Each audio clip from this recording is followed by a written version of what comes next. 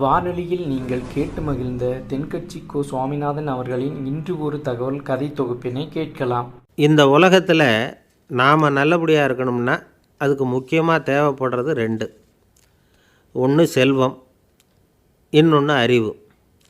சரி, இது ரெண்டில் சிறந்தது எது அப்படின்னு ஒரு கேள்வி கேட்டால் என்ன பதில் சொல்கிறது?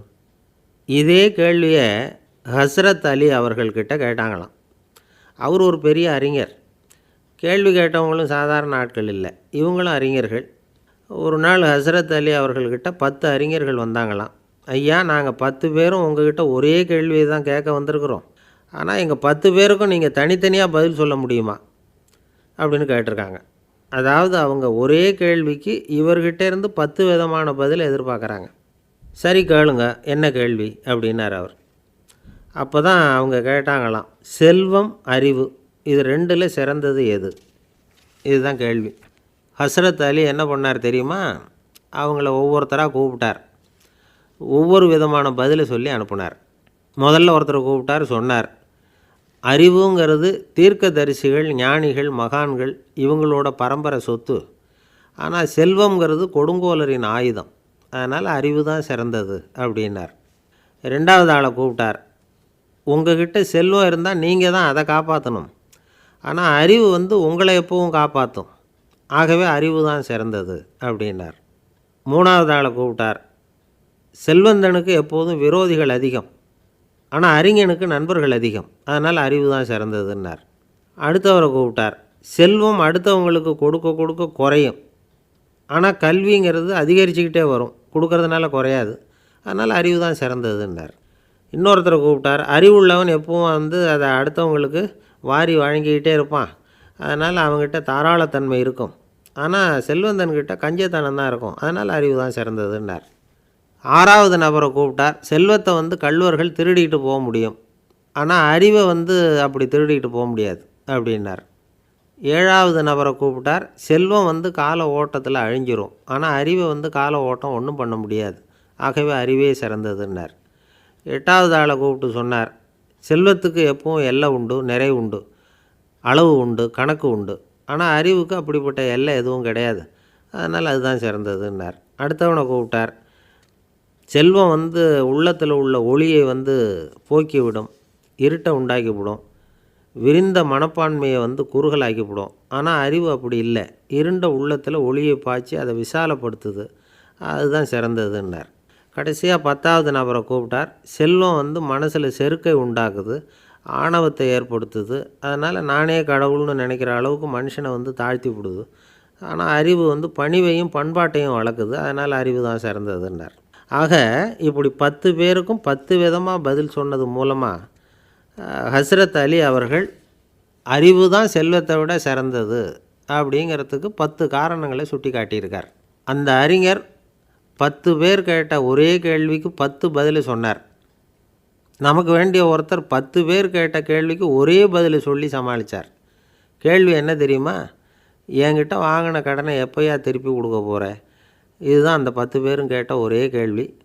இந்த மாதம் 26ஆம் தேதி தந்துடுறேன் அப்படிங்கிற ஒரே பதில் சொல்லி அவ்வளவு பேரையும் இவர் அனுப்பி வச்சுட்டாராம். எல்லாரும் போனதுக்கப்புறம் இவரை தனியாக கூப்பிட்டு கேட்டிருக்கிறாங்க. அது என்ன சார் கணக்கு, 26ஆம் தேதி அன்னைக்கு என்ன அதிசயம் நடக்க போகுது அப்படின்னு கேட்டிருக்காங்க. அதிசயம் அன்னைக்கு இல்லை, அதுக்கு நாளே நடக்க போகுதுன்னாராம். விவரமாக சொல்லுங்கன்றிருக்காங்க. வேறு ஒன்றும் இல்லைங்க, 26ஆம் தேதி தானே எல்லாரையும் வர சொல்லியிருக்கிறேன், அதுக்கு நாளே நான் புறப்பட்டு தலைமறைவாயிட போகிறேன் அப்படின்னாராம் ரொம்ப பெருமையாக. பக்தின்னு சொல்கிறோம் இல்லையா, அது 3 வகைப்படும் அப்படிங்கிறார் ஒரு பெரியவர். அது என்ன 3 வகைன்னா, தெய்வ பக்தி, அடியார்கள் பக்தி, குரு பக்தி. அடியார் பக்தியை விட, தெய்வ பக்தியை விட குரு பக்தி தான் ரொம்பவும் சிறந்ததுங்கிறார் அவர். தெய்வத்துக்கிட்ட செஞ்ச பாவம் குருநாதர்கிட்ட தீர்ந்துருமா, குருநாதர்கிட்ட செஞ்ச பாவம் தெய்வத்துக்கிட்ட போனாலும் தீராதான். இப்படி பெரியவங்கள்லாம் சொல்லி வச்சுருக்கிறாங்க. ஒரு காடு, அங்கே அயோத தௌமியர் அப்படின்னு ஒரு தபோதனர். அவர் பல மாணவர்களை ஒன்றா சேர்த்து ஒரு குருகுலம் நடத்திக்கிட்டு இருக்கிறார். பல தரப்பட்டவங்க, பல திறப்பட்டவங்க மாணவர்கள் அதில் சேர்ந்து படிச்சுக்கிட்டு இருக்கிறாங்க. பாஞ்சால ராஜகுமாரன் ஒருத்தனும் அந்த குருகுலத்தில் சேர்ந்து படிச்சுக்கிட்டு இருக்கிறான். அவன் பேர் ஆருணி. பெரிய இடத்து புள்ள, இருந்தாலும் படிப்பில் ரொம்ப கெட்டிக்காரனாக இருந்தான். அவன் தான் அங்கே முதல் மாணவன். ஒரு நாள் குருநாதர் அந்த அரசகுமாரனை கூப்பிட்டார். நம்ம குருகுலத்துக்கு சொந்தமான வயலில் தண்ணீர் பெருகி வெள்ளம் வந்து பயிரை வந்து அழிக்குதான். அதனால் நீ போய் மடையை அடைச்சிட்டு வந்துரு அப்படின்னார். அந்த அரசகுமாரன் உடனே புறப்பட்டான். குருநாதர் சொல்லிட்டார்ல, உடனே புறப்பட்டான். நான் பெரிய இடத்து பிள்ளையாச்சே, ராஜகுமாரனாச்சே, ரொம்ப செல்வாக்கூட வளர்ந்தவனாச்சே, நான் போய் வயலில் இறங்கி வேலை செய்கிறதா அப்படின்னுலாம் அவன் நினைக்கல. குருநாதர் கட்டளையை நிறைவேற்ற வேண்டியது நம்ம கடமை அப்படின்னு நினச்சான். உடனே ஒரு மண்வெட்டியை தூக்கி தோளில் வச்சுக்கிட்டு புறப்பட்டு போயிட்டான். வயலுக்கு போனான். பார்த்தான், தண்ணி கரையை உடச்சிக்கிட்டு வயலுக்குள்ளே ஏகமாக பாஞ்சிக்கிட்டு இருக்குது. இவன் மண்வெட்டியால் களிமண்ணை புல்லோடு சேர்த்து புல் பற்ற மாதிரி வெட்டி வெட்டி போட்டான். இருந்தாலும் மடையை அடைக்க முடியல. தண்ணி அதை மீறி வந்துக்கிட்டே இருக்குது. தண்ணி வந்து வேகமாக வயலுக்குள்ளே போய்கிட்டே இருக்குது. போடுற பத்தையெல்லாம் கரைஞ்சி கரைஞ்சி போயிட்டுருக்கு. இருந்தாலும் இவன் தன்னுடைய முயற்சியை கைவிடலை. வெட்டி வெட்டி போட்டுக்கிட்டே இருக்கிறான். காலையில் அங்கே போனவன் சாயந்தரம் வரைக்கும் இப்படி செஞ்சுக்கிட்டு இருக்கிறான். உடம்பும் மனசும் ரொம்பவும் சோர்ந்து போச்சு. இருந்தாலும் குருநாதர் இட்ட கட்டளையை நிறைவேற்றாமல் இருக்கிறோமேங்கிற ஒரு குறை அவனுக்கு இருக்குது. குரு கட்டளையை நிறைவேற்றாத நான் வந்து இன்னமும் இருக்கணுமா அப்படின்னு யோசனை பண்ண ஆரம்பிச்சிட்டான். என்ன செய்யலாம்னு பார்த்தான். நம்ம குருநாதர் இட்ட பணிக்காக இந்த உடம்பையே தியாகம் பண்ணலாம் அப்படின்னு முடிவு பண்ணான். தண்ணி பாயுதில் அதுக்கு குறுக்க விழுந்து அப்படியே மடையை அடைச்சிக்கிட்டு அப்படியே படுத்துட்டான். இது மற்றவங்களுக்கு தெரியாது. அன்னைக்கு ராத்திரி ஒரு விளக்கு முன்னாடி உட்காந்து குருநாதர் பிள்ளைங்களுக்கு பாடம் சொல்லி கொடுத்துக்கிட்டு இருக்கிறார். முதல் வரிசையில் இருக்கக்கூடிய ராஜகுமாரனை காணலை. நம்ம ஆருணி எங்கே போனா அப்படின்னு சொல்லி மற்ற மாணவர்களை விசாரித்தார். இப்போ அவங்க சொன்னாங்க, சுவாமி அவன் காலையில் வயலுக்கு வந்து மடையை அடைக்கிறதுக்காக போனான், நீங்கள் தான் போக சொன்னீங்க, இன்னும் திரும்பி வரல அப்படின்னு ஒரு பையன். குருநாதர் உடனே ஒரு தீவெட்டி எடுத்துக்கிட்டு மாணவர்களை அழைச்சிக்கிட்டு வயலுக்கு போனார். அங்கே போய் பார்த்தா ஆளை காணும். ஆருணி ஆருணின்னு சொல்லி சத்தம் போட்டு கூப்பிட்டு பார்க்குறார். நான் இங்கே இருக்கேன் குருநாதா அப்படின்னு காலுக்கு அடியிலேருந்து ஒரு சத்தம் வருது. குனிஞ்சு பார்த்தா அவன் மடையில் படுத்துருக்குறான். என்னப்பா இதுன்னார். காலையிலேருந்து இந்த மடையை அடைச்சி பார்த்தேன் சுவாமி, முடியல, அதனால் இப்படி குறுக்க படுத்துட்டேன். என்னை தாண்டறதுக்கு பயந்து போய் தண்ணியை தேங்கி நின்றுட்டுது அப்படின்னா. அவனுடைய குரு பக்தியையும் அவனை தாண்டறதுக்கு அஞ்சு நிற்கிற தண்ணி தேக்கத்தையும் பார்த்துட்டு எல்லாரும் ரொம்ப ஆச்சரியப்பட்டு போயிட்டாங்களாம். ஆருணி எழுந்திரிச்சு வா அப்படின்னு கூப்பிட்டாரான் குருநாதர். அவன் தண்ணீரை பொழந்துக்கிட்டு எழுந்திரிச்சு வந்தானான். அதனால் அவனுக்கு வந்து உத்தாலகன் அப்படின்னு ஒரு பேர். உத்தாலகன்னா தண்ணீரை பிளந்தவன் அர்த்தம்.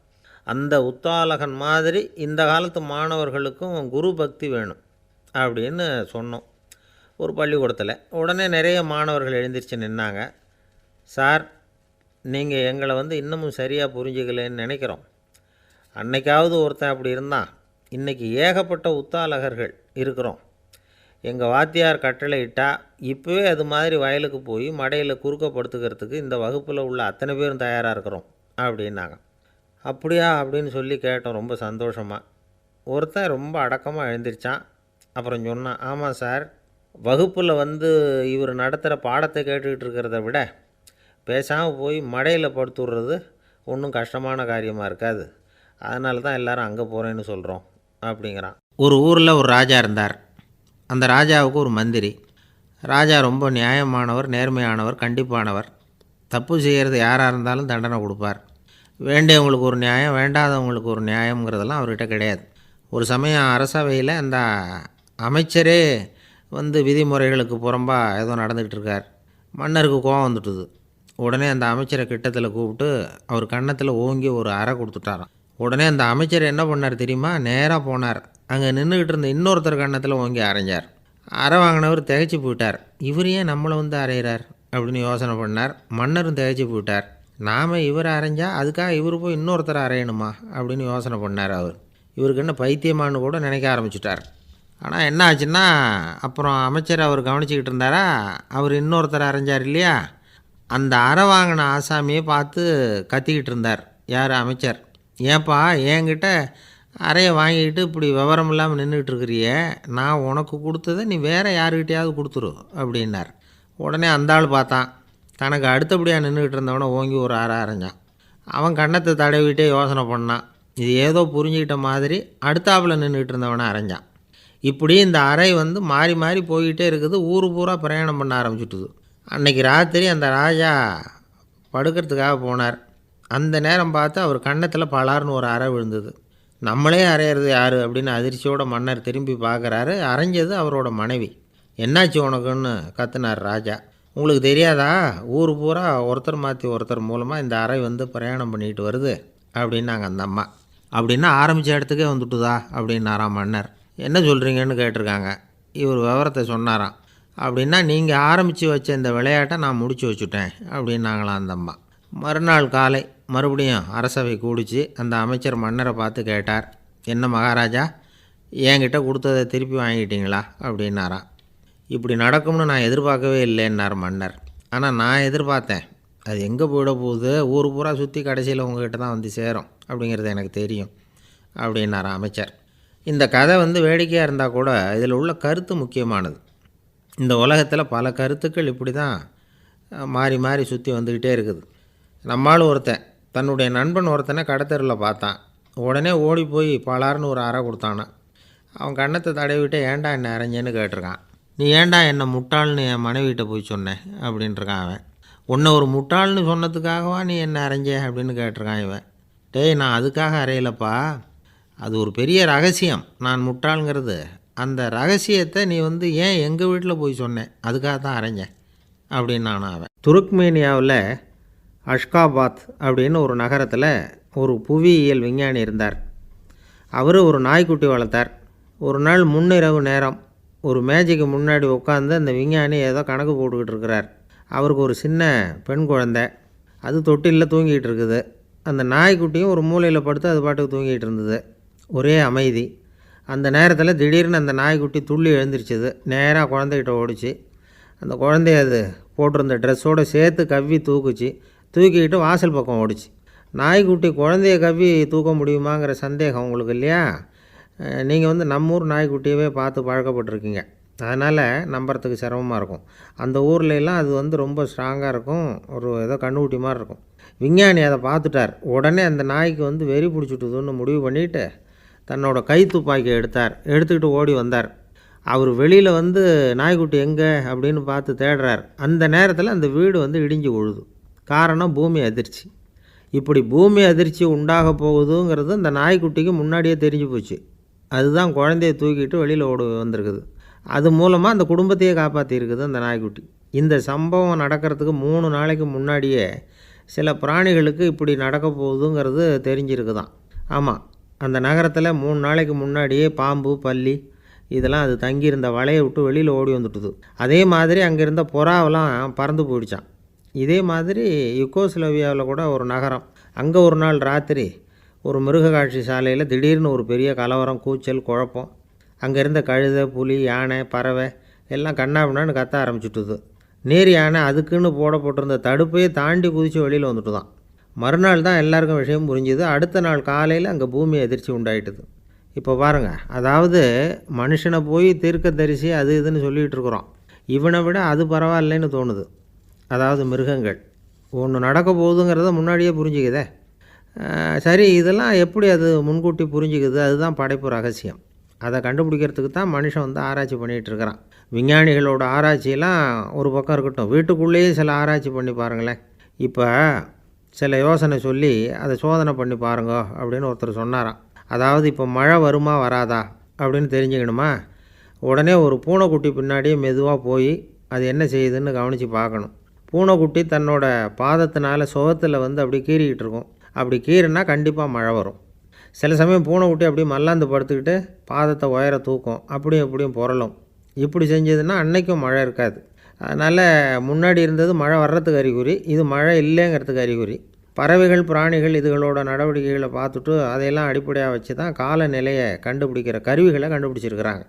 வாத்து இருக்குல்ல, சில சமயம் தன்னோட அழகை தன்னோட இறகுகளில் அப்படியே புதைச்சிக்கும். அப்படி செஞ்சால் குளிர்காலம் வரப்போகுதுன்னு அர்த்தம். பருவநிலை குளிராக மாறப்போகுதுங்கிறதுக்கு இதுதான் அறிகுறி. சிட்டுக்குருவி இருக்குதுல்ல, அதெல்லாம் புழுதியில் விழுந்து புரளும், சிறகுகளை வந்து படபடன்னு அடிச்சுக்கும். அப்படி செஞ்சால் மழை வரப்போகுதுன்னு அர்த்தம். ஒன்று மட்டும் நாம் நல்லா தெரிஞ்சுக்கணும், இயற்கையின் சீற்றம்னு சொல்கிறோம் இல்லையா, இயற்கை ஏன் நம்ம மேலே கோவப்படுது? இயற்கையை நாம் அனுசரித்து போகிறதில்ல, அதனால் கோவப்படுது. காடுகளை அழிக்கப்படாது, விலங்குகளை கொல்லக்கூடாது, இயற்கை ஏற்படுத்தி வச்சுருக்கிற சமநிலையை கெடுக்கக்கூடாது. அதை புரிஞ்சுக்கிட்டு வாழ்ந்தோம்னா பூமியும் நடுங்காது, நாமளும் நடுங்க வேண்டிய அவசியம் இருக்காது. ஒருத்தர் இருந்தார், சாராய கடைக்கு போனாராம், நிறைய சாப்பிட்டார். அப்புறம் சொன்னார், இது ரொம்ப அற்புதமான சரக்கு போல் இருக்குது, உள்ளே போன உடனே இந்த பூமியே நடுங்கிறது மாதிரி இருக்குது எனக்கு அப்படின்னாராம். இதுக்கு கடைக்காரர் சொல்லியிருக்கார், நீங்கள் சாப்பிட்டது வெறும் பச்சை தண்ணி தாங்க, இப்போ ஏற்பட்டிருக்கிறது நிஜம் பூமி அதிர்ச்சி அப்படின்னாராம். ஒரு இலக்கிய கூட்டம் ஏற்பாடு பண்ணியிருக்கிறோம், நீங்கள் அவசியம் வந்து அதில் பேசணும் அப்படின்னு கேட்டுக்கிட்டார் ஒருத்தர். வேணாங்க, 4 பேருக்கு முன்னாடி வந்து நிற்கிறதுனா எனக்கு ரொம்ப கூச்சமாக இருக்கும் அப்படின்னாரு இவர். ஏன் சார் இன்னமும் குழந்த மாதிரி கூச்சப்படுறீங்களே அப்படின்னார் அவர். அவரை ஒரு மாதிரியாக சமாளித்து அனுப்பி வச்சுட்டு அதுக்கப்புறம் அதை பற்றி இவர் யோசித்து பார்த்துருக்கார். சில நிபுணர்கள் எழுதியிருக்கிறத படித்தும் பார்த்துருக்கிறார். மனோதத்துவ நிபுணர்கள் என்ன சொல்கிறாங்க தெரியுமா? 10லேருந்து 20% குழந்தைகள் பிறக்கிறப்பவே கூச்ச சுபாவம் கொண்டதாக தான் இருக்குதான். ஒரு தாத்தா தன்னோட பேர பிள்ளைய ஆசையாக கூப்பிடுறார் விளையாட்டு காட்ட, அதை அழுதுகிட்டு ஓடி போகுது. ஒரு அம்மா தன்னோட பிள்ளைய பள்ளிக்கூடத்தில் சேர்க்கறதுக்காக கூப்பிட்டுக்கிட்டு போகிறாங்க. அந்த புள்ள அம்மாவோட முந்தானையில் ஒளிஞ்சிக்கிட்டு வெளில வரமாட்டேங்குது. இவங்களெல்லாம் எப்படி சமாளிக்கிறது? குழந்தைகளோட கூச்ச சுபாவத்தை போக்குறது எப்படி? இதுக்கு நிபுணர்கள் சில யோசனைகளை சொல்லியிருக்கிறாங்க. மற்றவங்களுக்கு முன்னாடி என் பையனுக்கு கூச்சம் ரொம்ப அதிகம் சார், மற்றவங்க பார்த்தா ரொம்ப வெக்கப்படுறான், இப்படி சொல்கிற அப்பாக்கள் உண்டு. என் பையன் புது மனுஷாலை பார்த்தா அட்டையாக ஒட்டிக்குவான் சார் அப்படின்னு சொல்கிற அப்பாக்களும் உண்டு. இப்படிலாம் குழந்தைகளுக்கு வந்து முத்திரை குத்துறது ரொம்ப தப்பான். புதுசாக யாராவது வீட்டுக்கு வந்தால் குழந்தை தானாக தன்னோட கூச்சத்தையும் பயத்தையும் போக்கிக்கிட்டு சகஜமாக மாறி வர்றதுக்கு வாய்ப்பு கொடுக்கணுமா. ஒரு கூட்டத்துக்கோ அல்லது சொந்தக்காரங்க கல்யாணத்துக்கோ குழந்தைய அழைச்சிட்டு போகிறீங்க, அங்கே போய் கட்டாயப்படுத்தி குழந்தைய மற்றவங்க கிட்ட பேச சொல்லக்கூடாது. சில சமயம் குழந்தை தானாக தன்னுடைய கூச்ச சுபாவத்தை விட்டு பேசுகிறதுக்கு முன் வந்தால் அதை பாராட்டணும். குழந்தை கலகலப்பு இல்லாமல் மௌனமாக இருந்ததுன்னா அதையும் கண்டுக்கக்கூடாது. குழந்தை பேச ஆரம்பித்தா அதை ஆர்வத்தோடு கவனிக்க தெரியணும். கலந்து உரையாடுற பழக்கத்தை வீட்லேயே ஆரம்பிக்கலாம். கேட்டதுக்கு பதில் சொல் அப்படின்னு நீங்கள் அதிகாரம் பண்ணிகிட்டு இருக்கக்கூடாது. அது வந்து குழந்தைக்கு பேசுகிற சந்தர்ப்பத்தை குறைச்சிருமா. இப்போ நாம் அதிகாரம் பண்ணால் கேலி செய்கிற பழக்கம் குழந்தைகளை வந்து ரொம்ப பாதிச்சிருமா. பெரியவங்களானதுக்கு அப்புறமும் சில பேர் கூச்சத்தோடவும் பயத்தோடவும் இருக்கிறதுக்கு இதுதான் காரணம். சின்ன வயசில் அவங்கெல்லாம் ஏதாவது கேலிக்கு ஆளாகி இருப்பாங்க. 2வது குழந்தை மூத்த குழந்தைய வந்து கேலிக்கு ஆளாகிற சந்தர்ப்பங்களை கண்டு கேலி பண்ணினா அது இளம் நெஞ்சங்களை விட்டு நீங்கிறதே இல்லையா. எப்பவும் குழந்தையோட நடை உடை பாவனைகளை பற்றி சொல்லிக்கிட்டே இருக்கக்கூடாதான். அதுவே கூச்ச சுபாவத்தை கொண்டுகிட்டு வந்துடுமா. அப்பா எங்கேன்னு யாராவது கேட்டால் இது மாதிரி இன்ன காரியத்துக்காக வெளியில் போயிருக்கார், இத்தனை மணிக்கு திரும்பி வருவார் அப்படின்னு சொல்கிற அளவுக்கு குழந்தைகளை வந்து பழக்கப்படுத்தி வைக்கணும். ஃபோன்லேயே யாராவது விசாரித்தா கூட இது மாதிரி பதில் சொல்லு அப்படின்னு சொல்லணும். சின்ன சின்ன மீட்டிங்கில் 4 வார்த்தை பேச தயார் பண்ணலாம். ஒரு கடையிலையோ அல்லது ஹோட்டல்லையோ ஏதாவது விவரம் கேட்கணும்னா உங்கள் குழந்தைய தைரியமாக அனுப்புங்க. குழந்தைகள் பணிவாகவும் பொறுமையாகவும் விவரம் கேட்குறப்போ கூச்ச சுபாவம் தானாக போயிடும். சின்ன வயசுலேயே இப்படிலாம் பழக்கப்படுத்தினா தான் வருங்காலத்தில் தைரியமாக இந்த சமுதாயத்தில் வாழ முடியும். இல்லைன்னா 60 வயசுலேயும் அடுப்பங்கரையை விட்டு வெளில வர்றதுக்கு கூச்சப்பட்டுக்கிட்டு தான் இருக்க வேண்டியிருக்கும். இந்த காலத்து பிள்ளைங்க எவ்வளவோ பரவாயில்ல, எதுக்கும் தயங்குறதில்ல, கூச்சப்படுறதில்ல. ஒரு அம்மா அடுப்பங்கரையிலேருந்து சத்தம் போட்டாங்க, டேய் ராமு, தயவு பண்ணி அந்த டிவியை நிறுத்துறா, அந்த பெண்ணோட குரல் மகா மோசம், அடுப்பங்கரையில் இருக்கிற என்னாலேயே அதை சகிச்சிக்க முடியல அப்படின்னாங்களாம். உடனே பையன் கொஞ்சம் கூட தயங்காமல் பதில் சொல்கிறான், அம்மா இந்த குரல் டிவியிலேருந்து வரல, எதிர்த்த விட்டு மாமி தான் இங்கே வந்திருக்கிறாங்க, அவங்க தான் இப்போ என்னோட பேசிக்கிட்டு இருக்கிறாங்க அப்படின்னானா. ஐயா, உங்கள் பேரை தொடர்ந்து தினம் கேட்டுக்கிட்டு இருக்கிறேன் அப்படின்னார் ஒருத்தர்.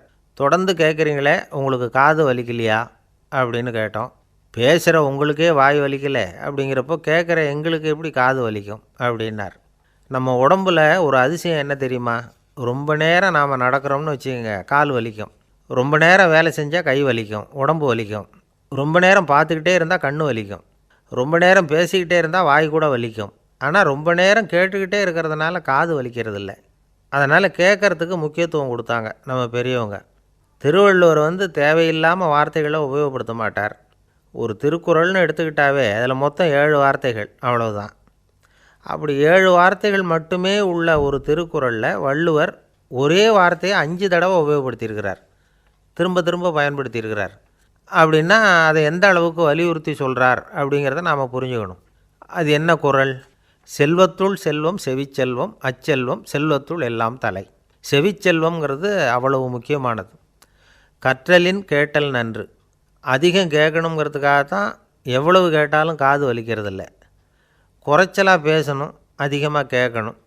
இன்னொரு விஷயம் கவனிங்க, நம்ம உடம்பில் கண்ணுக்கு மூடி இருக்குது, எதையாவது நாம் பார்க்க விரும்பலைன்னா உடனே கண்ணை மூடிக்கலாம். நம்ம வாய்க்கு மூடி இருக்குது, பேச விருப்பம் இல்லையா, வாயை மூடிக்கலாம். மூக்குக்கு கூட மூடிக்கிற வசதி இருக்குது, எதையாவது முகர விருப்பம் இல்லையா, மூச்சை அடக்கிக்கலாம். ஆனால் பாருங்கள், காதுக்கு மூடி கிடையாது, அதை கையால் தான் மூட முடியும். யார் என்ன சொன்னாலும் அது நல்லதோ கெட்டதோ காதில் விழுந்துக்கிட்டு தான் இருக்கும். அறிவு தான் நல்ல விஷயங்களை எடுத்துக்கிட்டு கெட்ட விஷயங்களை விட்டுடணும். நல்ல கருத்துக்கள் நம்ம காதில் நிறைய விழுந்துக்கிட்டே இருக்கணும். அதை கேட்டு நாம் நல்லபடியாக வாழணுங்கிறது தான் படைப்பின் விருப்பம்.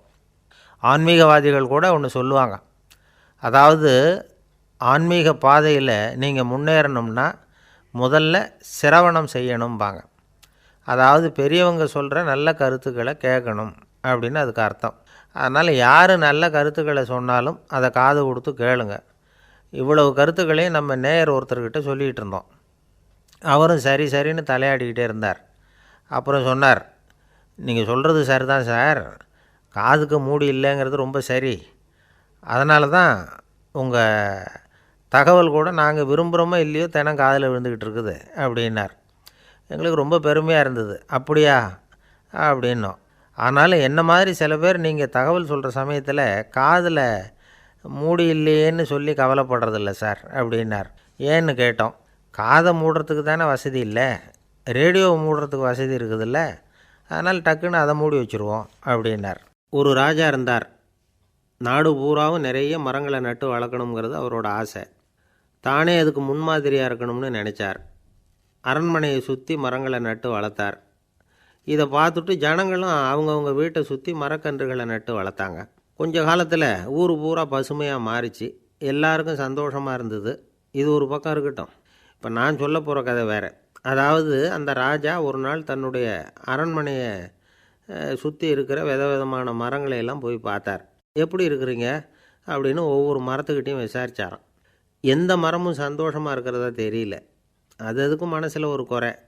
முதல்ல ஆலமரத்துக்கிட்ட போனார். அது சொல்லிச்சு, மண்ணா நான் நல்லா பெருசாக வளர்ந்துருக்கிறேன், அடர்த்தியாக இருக்கிறேன், கிளையெல்லாம் 4 பக்கமும் நல்லா படர்ந்து தான் இருக்குது, இருந்தாலும் எந்த பிரயோஜனமும் இருக்கிறதா தெரியல எனக்கு. என்னுடைய பழம்லாம் ரொம்ப சின்னதாக இருக்குது, என் கண்ணுக்கு சரியாக புறப்பட மாட்டேங்குது.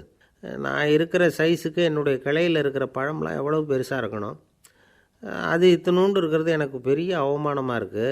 இப்படி இங்கே நின்றுக்கிட்டு இருக்கிறதே ரொம்ப கூச்சமாக இருக்குது. ஒரு நல்ல புயல் வந்ததுன்னா பேசாமல் சாஞ்சு விடலாமான்னு பார்க்குறேன் அப்படின்னு புலம்புது ஆலமரம். சரி இருக்கட்டும்னு நினச்சிக்கிட்டு ராஜா அடுத்தபடியாக ஒரு அத்தி மரத்துக்கிட்ட போனார். அதுவும் புலம்ப ஆரம்பிச்சுட்டுது. நான் கூட பெரிய மரம் தான், இல்லை இலையெல்லாம் அழகாக தான் இருக்குது, பழம் அழகாக இருக்குது, இருந்தாலும் உள்ள விஷயம் இல்லையே, அத்தி பழத்தை புட்டு பார்த்தா அத்தனையும் சொத்தை அப்படின்னு பழமொழியே உண்டாயிட்டுதே, இப்படி ஒரு கெட்ட பேரோடு நான் இருக்கணுமா அப்படின்னு புலம்புது அது. சரி இது இருக்கட்டும் அப்படின்னு சொல்லி அடுத்தபடியாக வேப்ப மரத்துக்கிட்ட போனார். அது தன்னுடைய வேதனையை வெளியிட்டது. எனக்கு எவ்வளவோ மருத்துவ குணங்கள்லாம் இருக்கிறதா சொல்லிக்கிறாங்க, இருந்தாலும் என்ன பிரயோஜனம், என்னுடைய பழத்தை மனிதர்கள் யாரும் விரும்பி சாப்பிட்றது இல்லையே அப்படின்னுது. ராஜா அடுத்தாப்புல இருந்து ஒரு பனை மரத்துக்கிட்ட போனார். நான் நல்லா உயரமாக தான் வளர்ந்துருக்கிறேன், மற்ற மரங்கள்லாம் என்னை அண்ணாந்து தான் பார்க்கணும், இருந்தாலும் என்கிட்ட நிழலுக்காக யாரும் ஒதுங்கிறது இல்லையே அப்படின்னுது. என்ன இது எல்லா மரமும் இப்படி திருப்தி இல்லாமல் இருந்துக்கிட்டு இருக்குதே அப்படின்னு நினச்சிக்கிட்டே ராஜா அடுத்தபடியாக அங்கே இருந்த ஒரு பைன் மரத்துக்கிட்ட போனார். அழகாக உயரமாக பசுமையாக தான் இருந்தது, ஆனால் பழமோ பூவோ கிடையாது. அதை நினச்சி அது வருத்தப்பட்டுக்கிட்டு இருக்குது. ஓக் மரம் அது ஒன்று நின்றுட்டு இருந்தது. அது என்ன சொல்லிச்சுன்னா, இலையுதிர் காலத்தில் என் மேலே இருக்கிற எல்லா இலைகளும் உதிர்ந்து போடுது, முடி கொட்டின மனிதர்கள் மாதிரி மொட்டையாக நான் நிற்க வேண்டியிருக்குது, என்ன வாழ்க்கை இது அப்படின்னு சொல்லி அழுத்துக்கிட்டது. சரி புளிய மரம் என்ன சொல்லுது பார்ப்போம்னு அதுக்கிட்ட போனால், என்னுடைய நிழலில் யாருமே தங்க மாட்டாங்க, உடம்புக்கு சூடுன்னு ஒதுங்கி போயிடுவாங்க, அடிமரத்தை பார்த்திங்கன்னா பட்டையெல்லாம் உறிஞ்சி பார்க்குறதுக்கே கேவலமாக இருப்பேன் அப்படின்னுது அது.